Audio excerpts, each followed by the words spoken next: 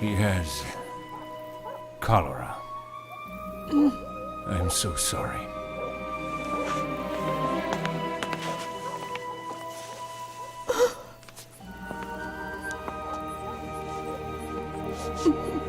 Papa, Mama, listen to me.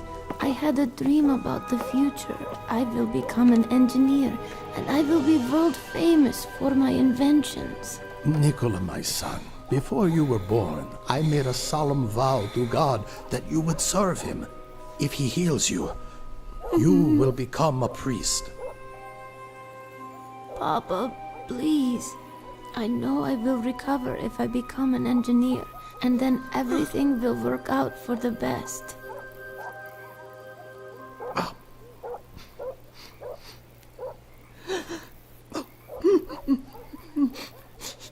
Oh God.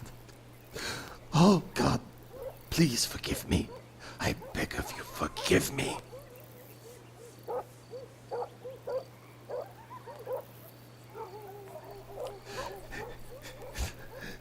Yes, fine. You can be whatever you want to be. I give you my blessing.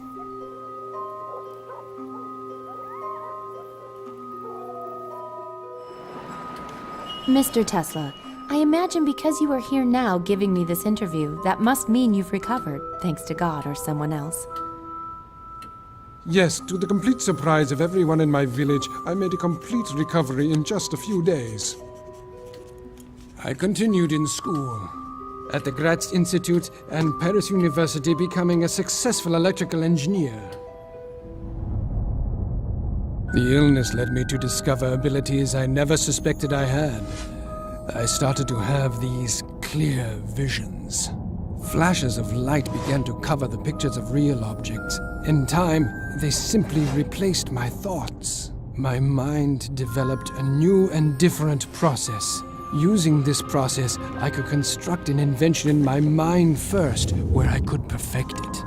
And only after designing it completely in my mind would I then test it in the laboratory.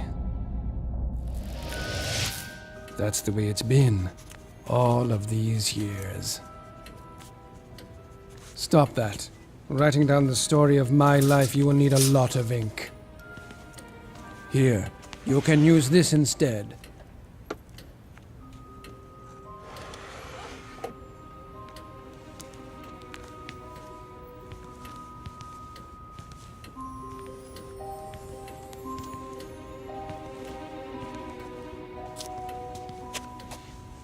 This is a device for recording sound.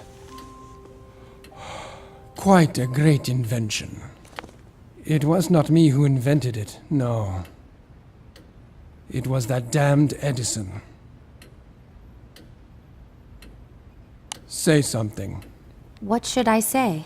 Whatever.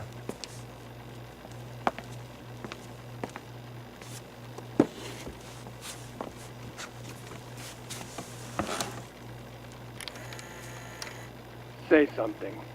What should I say? Whatever. Now, let's start from the beginning.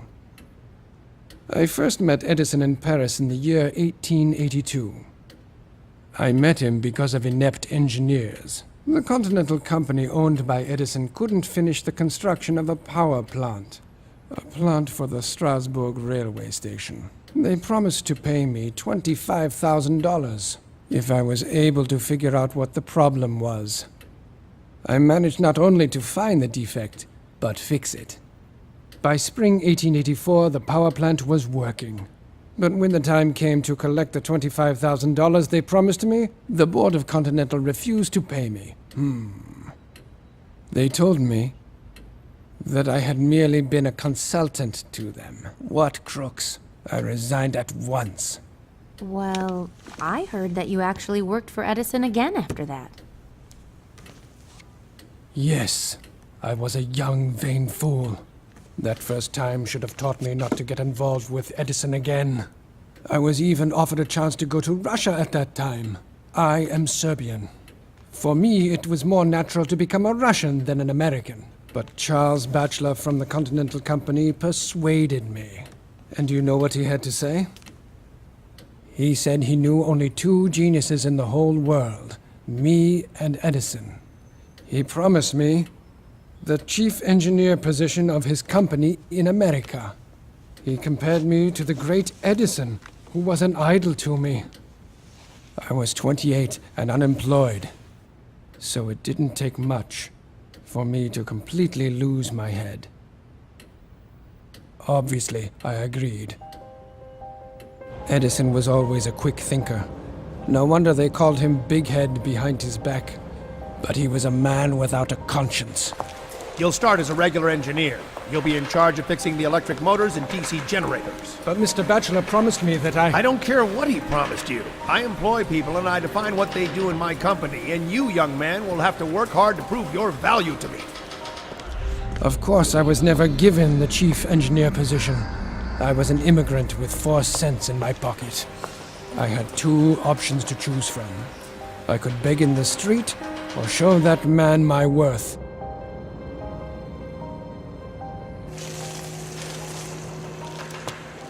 I began to work like a man possessed. For 6 months, I worked myself to death repairing DC electric motors 18 to 20 hours a day. But the more I worked, the more I understood that direct current was not perfect at all. So I started to design my own concept of a motor which would be able to produce a new kind of current, alternating current. As opposed to Edison's preference, direct current, alternating current is changing its magnitude and direction all the time. These changes are called the frequency. But the most important difference between AC and DC is that the direct current power plant using the usual voltage can transmit electricity effectively really no more than 1 mile. This means that in order to illuminate New York using direct current power plants, we had to build a huge network of local stations. But with alternating current, this would not be the case. Using AC to illuminate New York, we needed only one big power plant.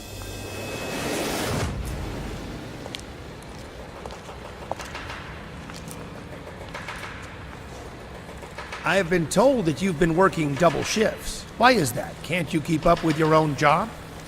I can. But I'm also working on the AC machine as well. But AC makes no sense. My DC generator works perfectly. Well, not quite. Show me. It could be improved. Take a look at what I've designed here. You have some brains, but you're a foolish immigrant. Now hear this. If somehow your crazy ideas can manage to improve my inventions, I will pay you $50,000. Understand? I'll do it.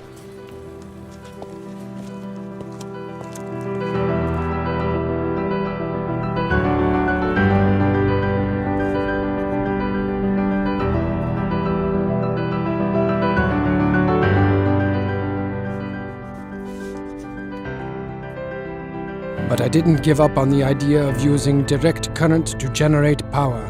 I fully immersed myself into the work and soon was able to present Edison with not 1, but 24 different improved direct current motors. Here are all my drawings, sir.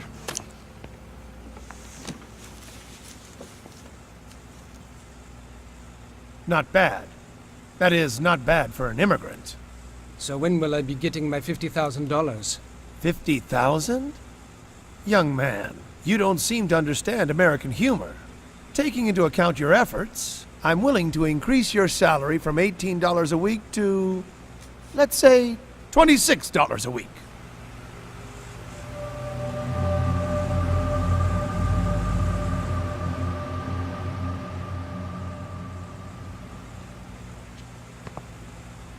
Business by nature is filled with cheating.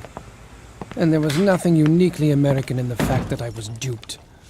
But it was one thing to be deceived by the functionaries in Edison's office in Paris, but here, I quit immediately. I was forever disillusioned in the great American inventor Edison. 1, 2, 3, 4, 5, 6, 7, 8, 9, 10, 11, 12, 13, 14, 15, 16, 17... Fine. Care to join me? Thank you. I try to keep to a schedule.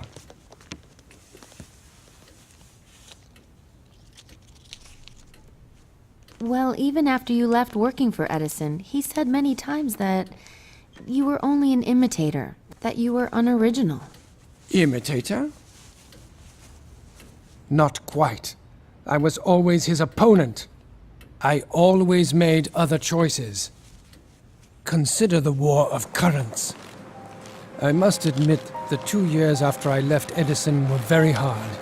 I had not a penny to my name. I never took money too seriously. I never did, except for at that terrible time. At that time, I worshipped every penny. My breakfast cost 4 cents. My dinner cost the same. And sleeping on a floor at night cost me 5 cents. This lasted for a year.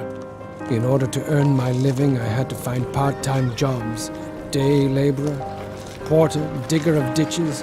I lived for the moment. I had no money to think about tomorrow. When autumn came, I rented a single bed in a common room for 10 cents a night. What a luxury. Edison must have been gloating. But one day, everything started to change. My friend Brown introduced me to entrepreneurs who were interested in electricity, and they invested money in my talent. It was an amazing transformation. In one moment, I went from being a beggar to becoming co-owner and manager of a serious company dealing with the installation of new arc lamps in the streets. I thought it was ironic that I rented an office next to Edison's company. We had received many orders from all over America for our electrical products. Our business quickly became a success. I created models of generators, transformers, and all the necessary equipment for the operation of two-phase alternating current devices. I believed that alternating current was the future, although to others at that time my ideas seemed absurd. And finally, on the 1st of May 1888, I received 2 patents for my AC generator. The war of currents had begun. Mr. Westinghouse. Mr. Tesla, I'm so happy to meet you at last. Let's get straight to business. You know the Edison power plants are reliable. However, here's what I need. I need a solution that allows me to transmit electricity over long distances to my power plants. So, you see, currently I am looking for a better engineering solution. Well, I have some ideas here. Edison's direct current power plants dominated the nation's power needs. By 1887, almost 100 DC power stations were operating in America. Direct current has no frequency and doesn't change direction. DC generators can be connected much more easily and were more convenient for accumulating stations, but the DC has one huge disadvantage. Because of power losses in the wires, it is extremely difficult and expensive to transmit its power over long distances. After carefully examining Edison's DC patent, the famous industrialist George Westinghouse came to the conclusion that my AC generators were much more effective. So he offered me $1 million for all the patents I already had, and promised to pay $1 for each horsepower produced by generators designed by me. So I became a consultant for Westinghouse. That day I gave my dear friend Brown a check for $500,000 for everything he did for me. A new era began in my life.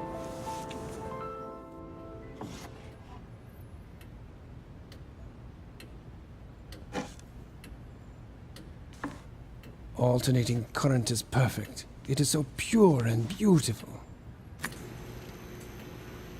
It has the unique ability to disinfect any kind of surface, including the human body, killing microbes without causing any harm to the body's tissues. Is that dangerous? Don't worry. You can touch it.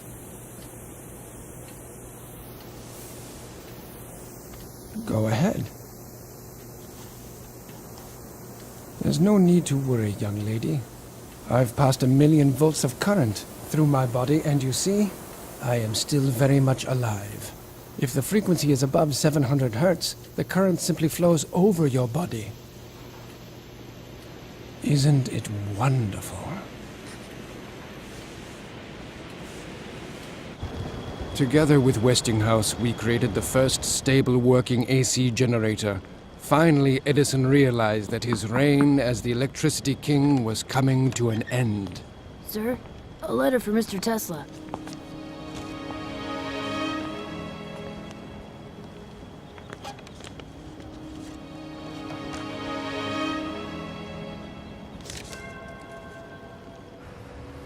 Edison immediately brought a lawsuit against us for infringement on his patents.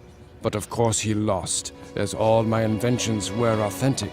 It was after that that he started to play dirty.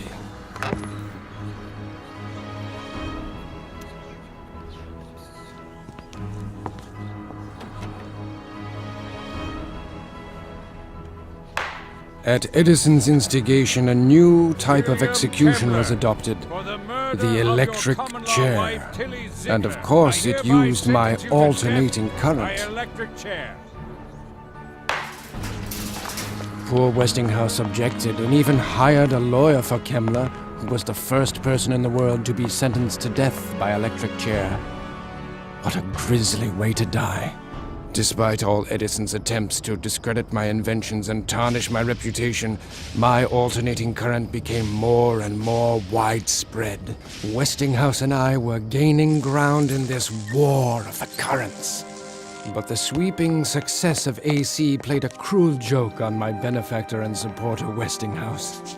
One day his investors remembered about the agreement I had made with Westinghouse. He was obligated to pay me $1 for each horsepower generated by alternating current.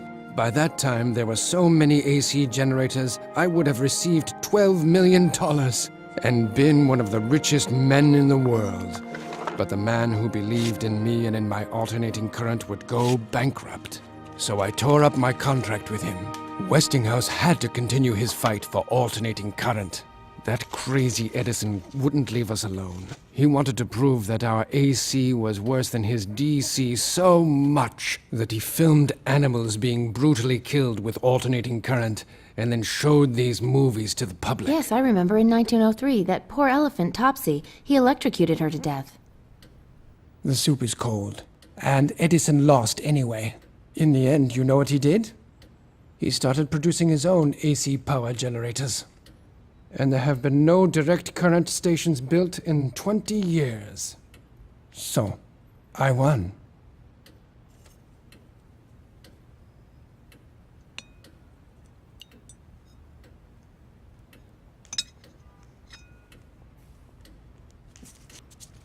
$320 milliliters.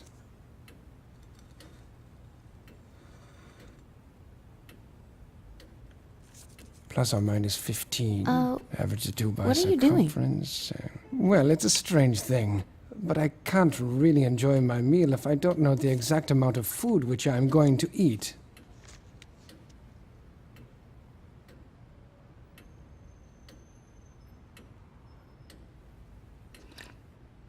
As for Edison, I have never seen him again.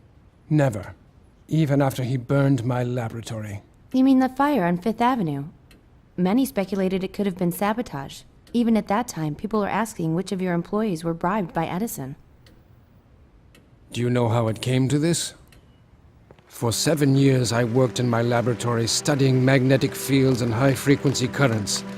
It was a productive period for me. As a result of my work, I received many patents, almost as many as Edison. As a result, the American Institute of Electrical Engineers invited me to lecture about my achievements in front of the most prominent electrical engineers of that time. I lit lamps simply by putting them in an alternating electromagnetic field. I showed how to transmit electricity without wires.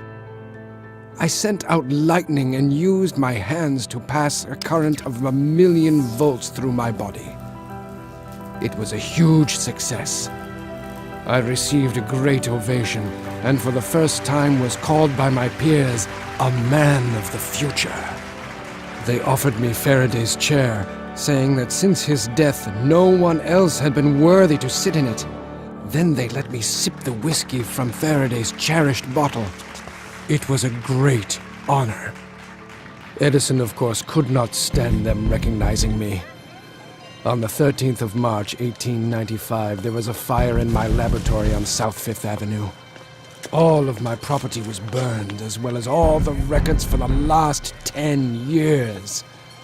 As a result of the fire, I went completely bankrupt. Of course, Edison was not so stupid as to leave any evidence that he was behind the fire. But who else could have benefited from this? Within half a year, my business began to thrive again. Instead of starting from the beginning to rebuild what I had created, I restored everything from memory. Thanks to me, Westinghouse triumphed over Edison, winning a huge contract for the construction of a hydroelectric power plant at Niagara Falls. The newly formed company of Niagara Falls invested $100,000 in my research. With this money, I set up a great laboratory at 46 Houston Street, where I constructed a unique mechanical oscillator, which I used to do research on selective resonance.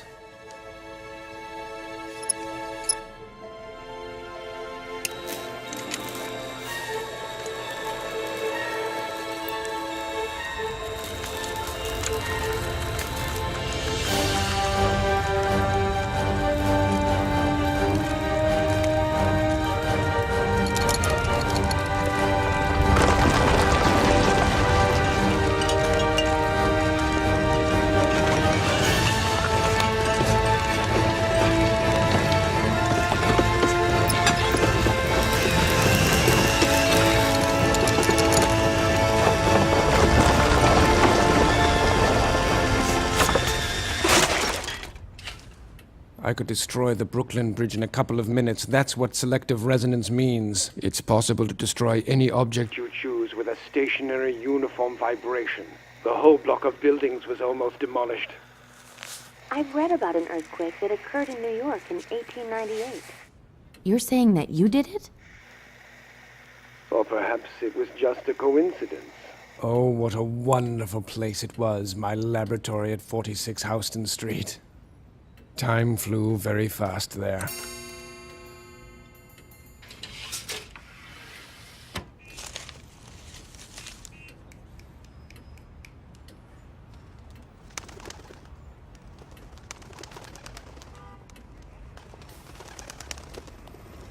I envy the pigeons. They do not need to play stupid human games. They just spread their wings and fly away whenever they want. Without any regret. I don't like people. But I heard rumors about the elaborate parties which you used to organize. Yes, I threw...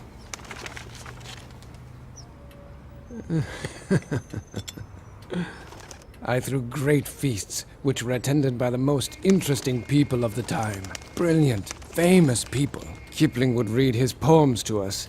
Mark Twain would make everyone laugh with his famous stories. Dvorak played piano.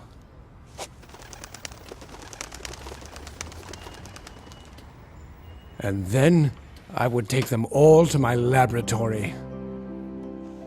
I showed various interesting experiments, and we talked about the future of science.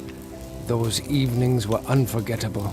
I met most of these people thanks to my friendship with Robert Johnson, the chief editor of Century magazine, and his wife, Catherine. Catherine and I became great friends because we shared a great love of poetry. I never met a woman with such exquisite literary taste. Together, she and I even translated and published a collection of Serbian poetry. But the poetry we were most impressed by were the poems of Jovan Zmaj.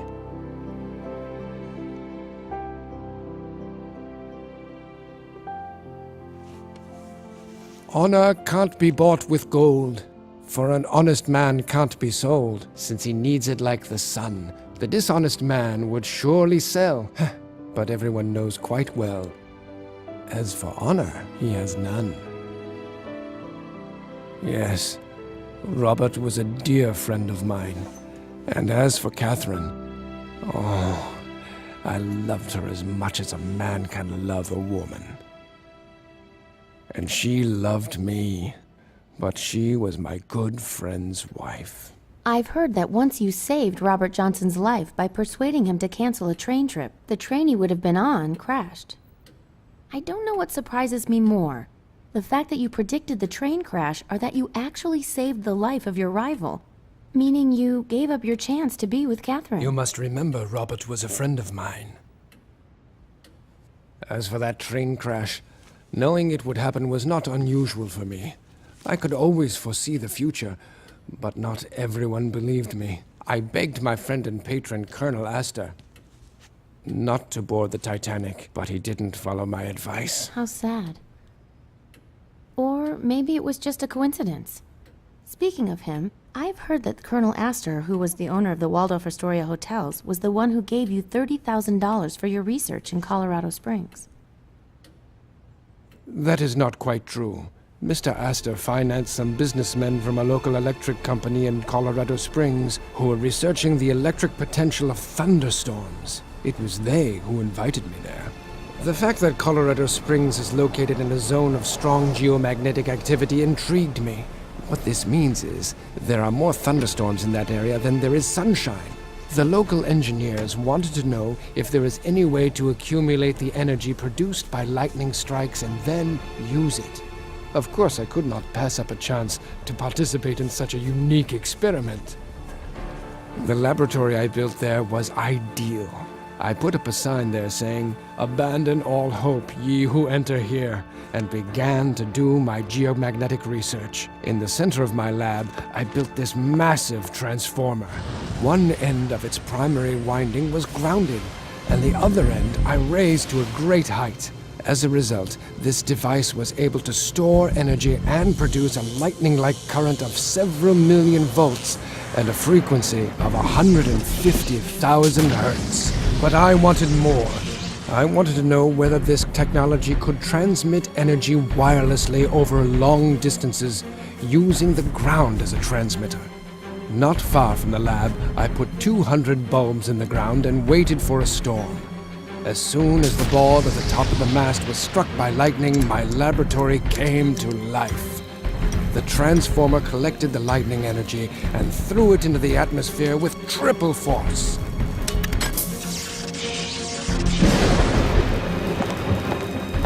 Try to imagine it. I had created man-made lightning that was 40 meters long. The energy flow covered the city. The entire city was literally saturated with electricity. I didn't expect such an effect, but my theories had been proven. I was able to transmit an electric charge wirelessly across the ground. 200 bulbs were lit at a 25-mile radius from the Tower Razam. Unfortunately, the local power station was not ready for such a large-scale experiment. The city's generator simply burnt out. After that incredible experience, I wrote an article about the possible uses of currents transmitted by high-frequency standing wave energy. This had practical application for lighting, heating, the control and movement of electric transport. Electricity could be used everywhere. It could be transported through the ground, in the air, used for automatic machines. The wireless uses of electricity are endless. Yes, I remember reading it. There were so many fantastic predictions. How to harness energy from the sun. Aluminum, the metal of the future. Using the Earth's internal heat. Transfer of electric power anywhere in the world without the use of wires. Interplanetary radio communications. It was that article I wrote that caught the eye of the well-known banker and industrialist John Pierpont Morgan. And he decided to meet with me. Imagine how much benefit wave energy could have for mankind. That sounds interesting. I want you to work on the development of radio communications. I need a cheap but reliable connection that will work so I can communicate over long distances. To get you started, I'll give you $150,000 to cover your costs of research. After that, we'll talk. Radio. What mediocrity. But I agreed to what Morgan asked of me, to have the opportunity to continue working on the wireless transmission of electricity. We bought several acres of land on Long Island and started the construction of a wireless transmission power station. It was a 57-meter tower frame with a steel shaft that went deep into the ground. A huge copper hemisphere which worked as a powerful amplification transmitter was installed at the top of the huge structure. The idea for the project was to use the resonant buildup of the ionosphere. I was sure that I could accumulate the energy extracted from the air anywhere in the world and use that energy in any kind of form, as an explosion of thousands of bombs or a man-made aurora borealis. I lit the sky for thousands of miles. However, Morgan, that blind man, wasn't inspired. There's something I still don't get. How can we use your light show for the purpose of transmitting radio signals? I'll explain, sir. The real future use of this experiment As is you know, communicating by Marconi me. sent radio signals from England to Canada 5 years ago. I invested in you because I knew about your outstanding abilities. But after what I've seen today, I still need a radio. Mr. Morgan. Sir. Sir, with this plant we can send energy for thousands of miles, not just some radio signals.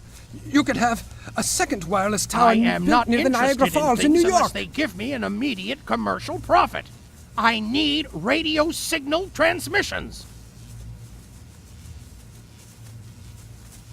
Marconi! I want you to know I was 3 years ahead of Marconi, that simpleton. And that Russian Popov. In 1893, I developed my first radio 5 years before them. Of course you understand. What I'm saying is this is all about... Morgan cut off all his funding. The Wardenclyffe project was shut down. In 1917, in the middle of the First World War, the tower, which could have been the beginning of free electricity, was destroyed. The United States government suspected that German spies might somehow secretly use the tower as a radio transmitter. However, Morgan didn't stop me from managing to achieve something monumental. I was able to conduct only one complete experiment under the Wardenclyffe project, but how great it was! To avoid any loss of life, I found the most remote location in eastern Siberia and sent through the ionosphere a huge burst of energy to Tunguska, and that is where it exploded. The entire northern hemisphere saw that light that I had created. Wait a minute. Are you implying that the Tunguska meteorite explosion was you? I'm not implying anything. I was forced to sign a non-disclosure agreement by the US government. But those who had eyes could see the truth. Come, take a look. No wonder those damn security services still keep track of me. What makes you think he's a federal agent? Because with the sheer enormity of my intellect, my mind could still create a massively destructive weapon.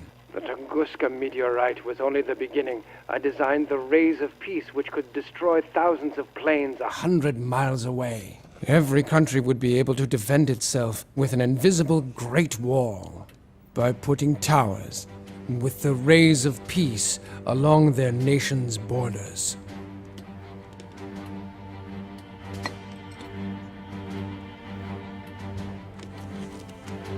Of course, the military would give anything to get their hands on my rays of peace, so they could turn them into rays of death.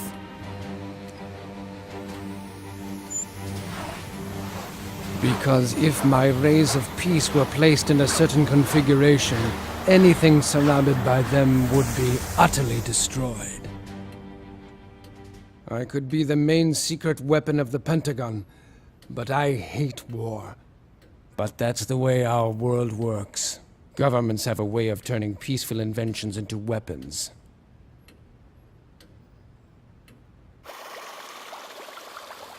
I was the one who invented the ability to control ships and airplanes by radio frequency.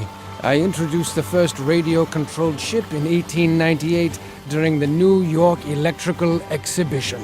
Once I had perfected this technology, I brought about the era of larger, more practical toys.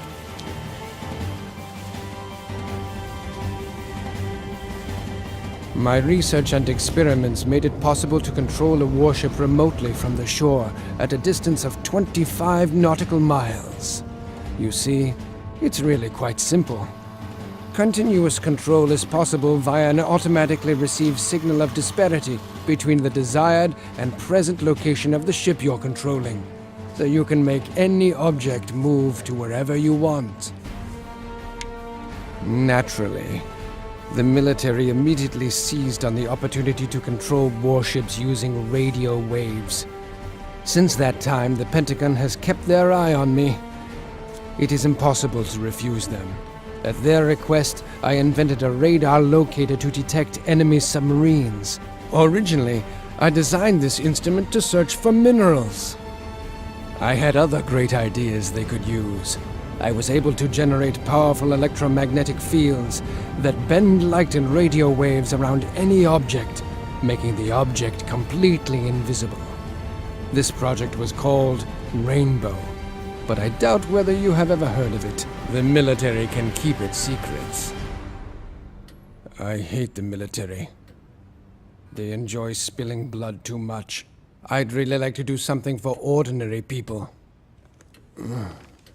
But regrettably, they're not ready for my inventions.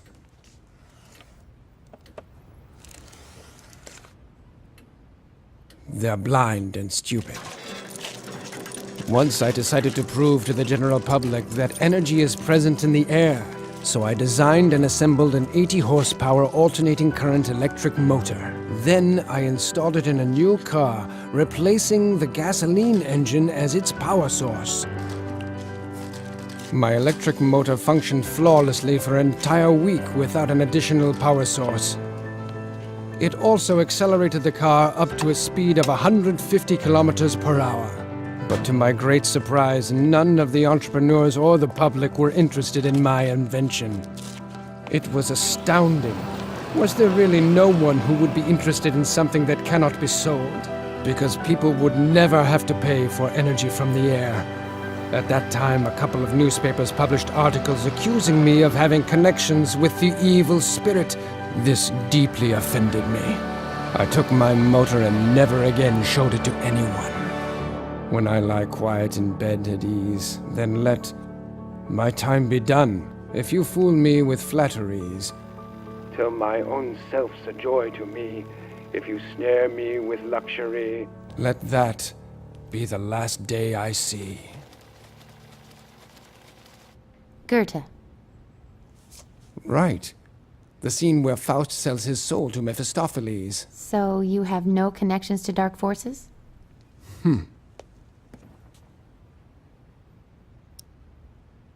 I often find myself quoting Faust. He thinks as I do. We are both ready to give everything we have for nature's secrets. Because of this, when I am reading Faust, it helps me to think.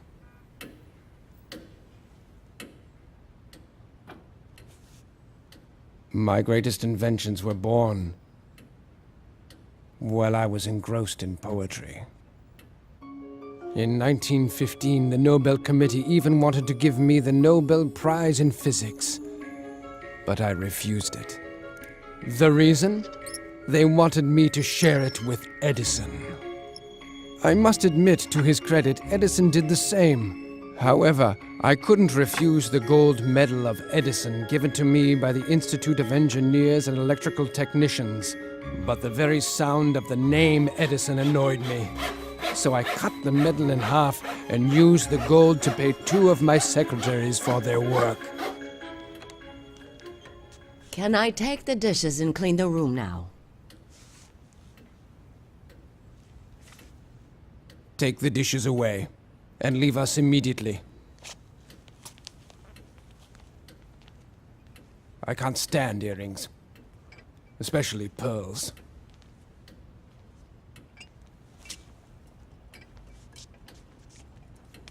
Those earrings have fake pearls.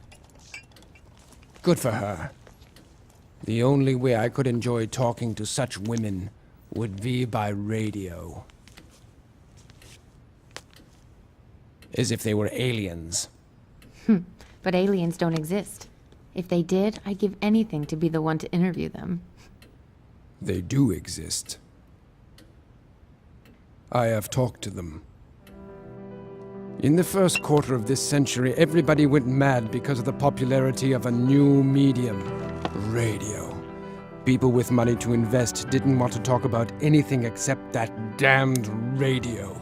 I thought the idea of radio was old news and did not want to take part in any of their revelry.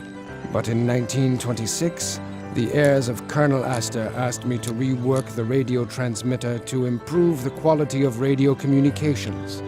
I agreed, only for the sake of my old friend. While testing my equipment, I suddenly caught mysterious signals that were generated by some kind of technology. According to my calculations, they were sent from Mars, with a probability of 94%. But it happened only once. Perhaps it was because Mars was closer to the Earth than it had been in several thousand years.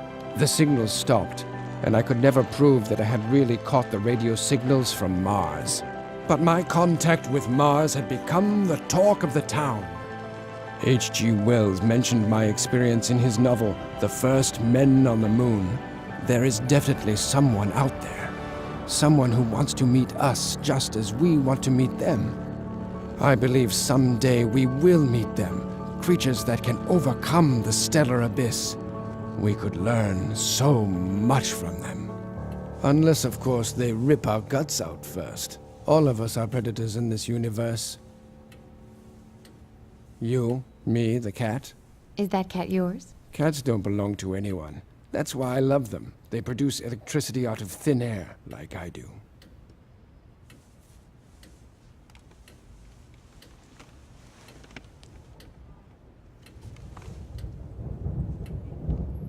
And like myself, cats have a free spirit.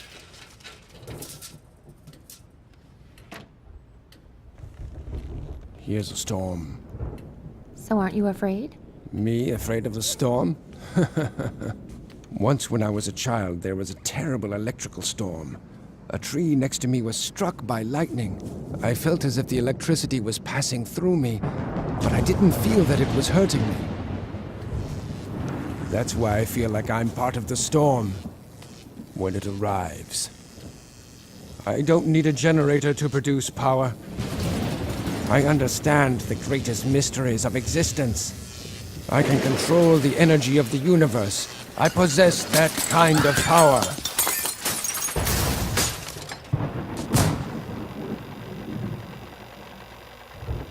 Well, now I'm sure the hotel staff will come. And the bill will come to about $200. Excuse me, sir. Can you explain this mess you created? I'll pay for it. Clean it up later. Now get out. Luckily, poverty doesn't threaten me anymore. I am the honorary director of the Belgrade Scientific Research Institute. They give me a fixed salary. The motherland helps. As I told you, I can foresee the future, and I will now make a prediction. You'll see one day money will love me so much that my face will appear on banknotes. You mean your face would be on money? Like Franklin, Lincoln, and I Washington? know it will. We've spoken enough of this. Now tell me about the future. You promised. Of course. But you must comprehend that the future begins right now. It should be common knowledge that corporations are buying advanced inventions and then putting them under wraps in order to have a monopoly on technology in this world. In spite of that, these inventions will slowly make their way into our world. Electric motors will replace internal combustion engines. People will talk across great distances using personal radios. Electronic calculation devices will be carried in a suitcase. There will even be a unified information system throughout the world. It will be possible to send any information wirelessly anywhere. And energy too. Imagine this if you can. We will be able to send electricity wirelessly to the remotest areas on Earth.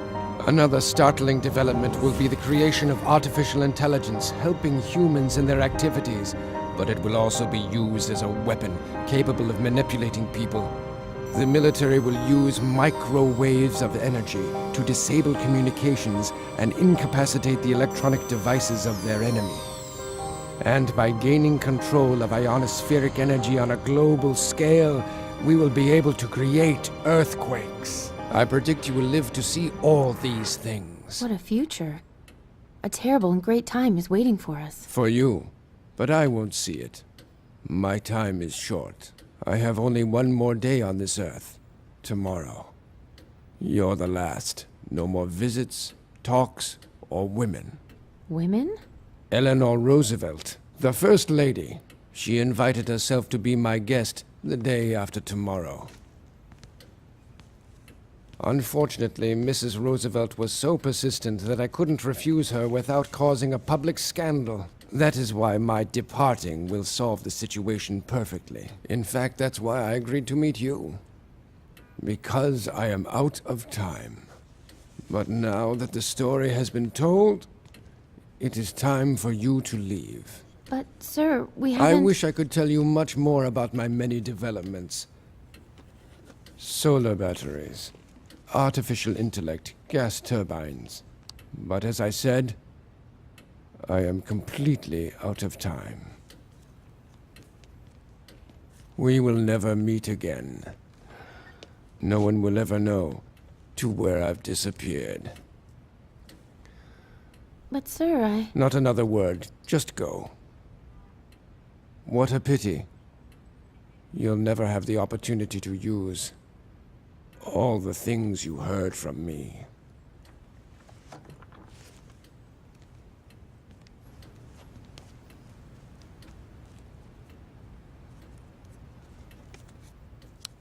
When I lie quiet in bed at ease, then let my time be done. If you fool me with flatteries, till my own self's a joy to me, if you snare me with luxury, let that be the last day I see.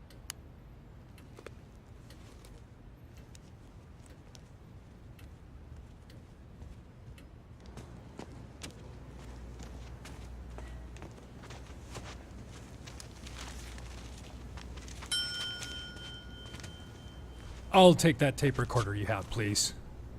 What gives you the right to demand this of me? I'm protected by U.S. law under the Freedom of Information. Actually, that's not true, ma'am. Everything this man produces is considered property of the U.S. government and subject to seizure. So please, don't make things more complicated for yourself. Now I have a warning for you. If you tell anyone about this, you'll be imprisoned in Leavenworth the rest of your life. Understand, ma'am?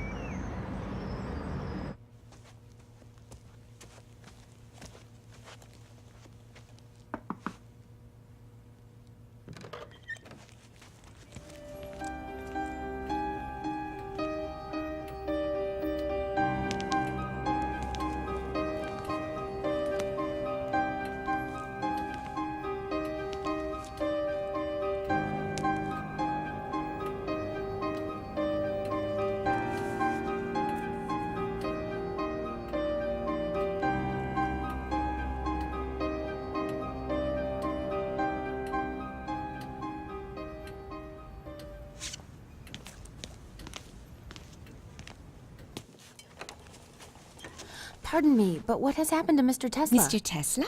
He lived here, in this room. No such person ever lived in that room.